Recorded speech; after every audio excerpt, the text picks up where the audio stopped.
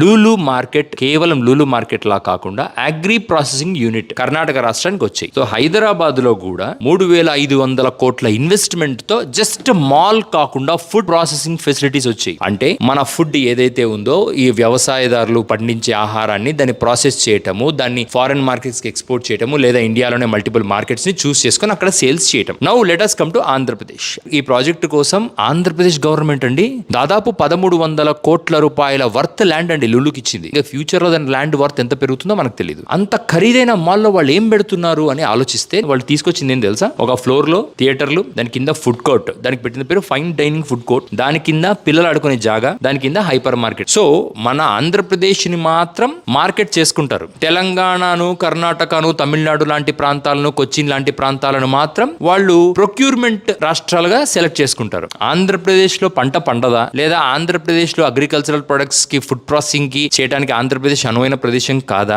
లేదా ఆంధ్రప్రదేశ్ ప్రభుత్వం నుంచి సపోర్ట్ దొరకదు ఎందుకులే అనుకున్నారా?